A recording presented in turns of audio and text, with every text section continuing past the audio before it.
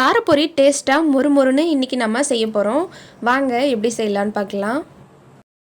பொரி 2-3 பேருக்கு தேவையான அளவுக்கு இது போல் ஒரு பவுலில் எடுத்துக்கலாம். இது 100 கிராம் இருக்கும். இப்போது வானலை வச்சுட்டு ஸ்டவ் ஆன் பண்ணிக்கலாம். இதுக்கு 2 ஸ்பூன் எண்ணெய் ஊற்றிக்கலாம்.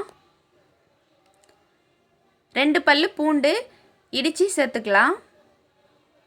பூண்டு நல்லா செவந்து வரணும். இப்போது கொஞ்சமாக கருவேப்பிலை சேர்த்துக்கலாம். கருவேப்பிலையும் நல்லா எண்ணெயிலே ஃப்ரை ஆகணும். மஞ்சத்தூள் 1/2 ஸ்பூன் சேர்த்துக்கலாம். பொரியை இப்போ நம்ம சேர்த்துக்கலாம். பொரியை சேர்த்துட்டு நல்லா அடி பிடிக்காமல் கிளறி விட்டுக்கலாம். அப்போ தான் பொரி தீயாமல் இருக்கும். இதை நம்ம 1 நிமிஷத்துலேயே செஞ்சு முடிச்சிடலாம். பொரி நமுத்து போயிடுச்சுன்னா அதை நம்ம வீணாக்காமல் இது போல் நம்ம ஃப்ரை பண்ணும்போது பொரி நல்லா சூப்பராக மொறுன்னு ஆகிடும். இப்போது அடுப்பை ஸ்லோ பண்ணிவிட்டு 1/4 ஸ்பூன் ரெட் சில்லி பவுடர் சேர்த்துக்கலாம். காரம் நமக்கு தேவையான அளவுக்கு சேர்த்துக்கலாம்.